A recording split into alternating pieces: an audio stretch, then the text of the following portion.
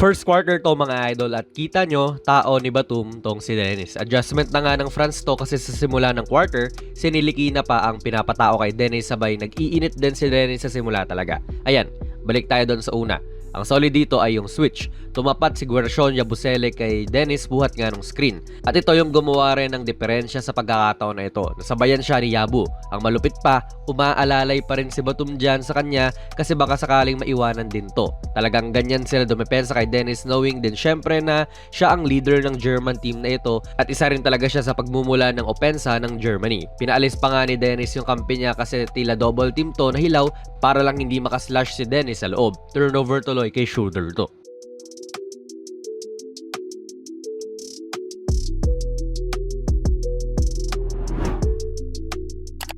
Foul to sa France pero good example din ito nung depensang pinlano nila kay Dennis na pa-switch muli si Yabusele dyan kay Schroeder. Kita nyo, sa kaliwa ni Dennis may helper o satellite defender na si Decolo. Sa kanan naman ni Dennis ganoon din in Cordinier.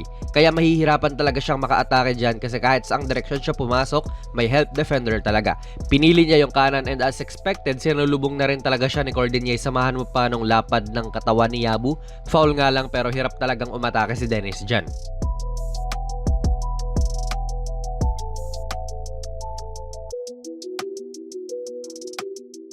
Solid nga rin ang ginawa nila rito sa pick play nila Dennis ay ang nag-hard head si Gobert sabay hindi rin siya nilubayan ni Batum. Kita nyo, napa-backpedal na lang si Dennis dahil dito. Ang susi rin talaga ay limitahan ang pag-atake niya kasi mas matinig si Dennis pag nakaka-atake. Mas okay siya na maging passer na lang. Though syempre may mga times talagang makakalusot din to.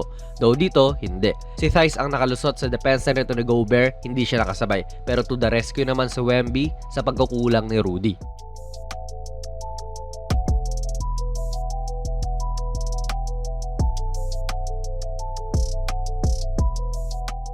Nga pala mga idol, ang video na ito ay sponsored ng 1xBet, ang isa sa mga trusted betting sites dito sa Pinas at sa ibang bansa. Kung gusto nyo mag-register, i-click nyo lang po ang link sa ating pinned comment sa baba at ganoon din sa ating description box.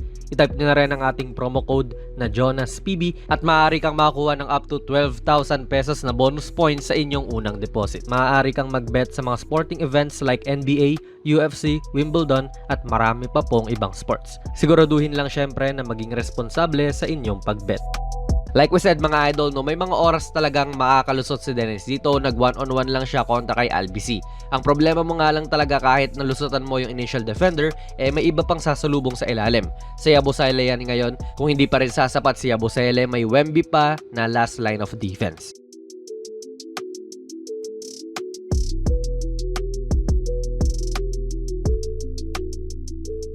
So grabing respeto rin talaga ang pinakita ng France dito kay Dennis. Ngayon, yung dalawa nilang best defenders pa ang sumusubok na pigilan siya pero kahit na ganyan, nakapasok pa rin to sa loob. Yun nga lang, masyadong matalino rin si Dennis na mag-attempt kontra kay Wemby na inaantay lang niyang iitsa yung bola sa taas. Tapal yan malamang. Pero nag-end pa rin to sa isang Germany turnover.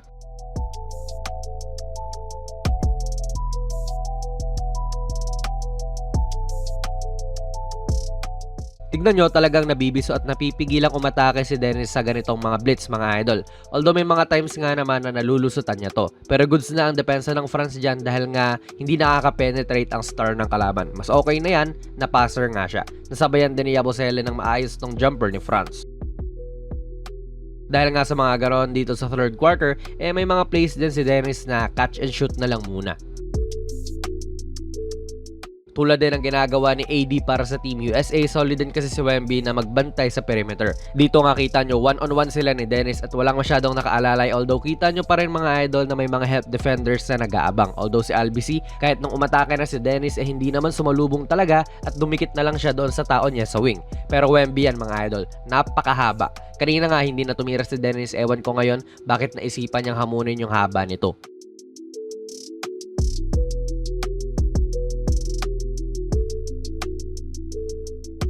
Kita nyo mga idol, medyo nag-iba pa nga ang depensa ng France dito dahil hindi na siya binlitz. Pero hindi pa rin naman siya pinaatake sa loob at sinasarhan pa rin siya ni Lesor pati ni Yabusele. Okay lang usually talaga to sa Germany kasi may nalilibre tulad nito ni Wagner na tumitira naman talaga sa labas kasi yun nga dito hindi naman din pumasok.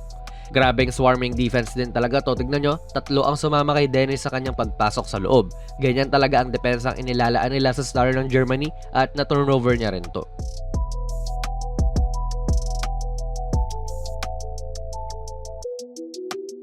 Sa sobrang hindi po pinapapasok si Dennis sa loob mga idol, no, tumira si Dennis ng 11 attempts mula sa 3. Marami na yan mga idol sa kanya kasi hindi naman siya Steph or Harden na normal yung mga ganitong mga numero. Sa World Cup last year, ang pinakamaraming attempts lang ni Dennis ay 9 lamang. Ngayong Olympics, before ang game na ito, 9 lang din na attempts ang pinakamarami ni Schroeder. Maraming attempts talaga mga idol at overall naman 6 out of 18 lang po si Dennis, which is mababa rin talaga. Samahan mo pa yan ng 3 turnovers. Okay naman ang mga numero niya sa dulo, 18 points, 4 assists, pero naka-apekto rin talaga sa kanya ang ginawang depensa ng mga Pranses na hindi siya pinapa-atake as much as possible. Ang France tuloy ang papasok sa gold medal game kontra si USA. Okay ba ang ginawa ng France mga idol? Ilagay nyo lang po ang inyong mga komento sa ating comment section sa baba. Plug na rin natin ang ating very first merch. Ako ang nag-design nitong mala vintage na Kobe shirt. $6.89 lang yan mga idol at ayan po ang nilalaman kapag bumili ka. PM lang kayo sa ating Facebook page for more info. Kung nagustuhan nyo po ang ating video ay pipindot na lang idol ng like button, mag-subscribe ka na rin sa ating channel at ako nga pala si Jonas PB and as always, hanggang sa muli.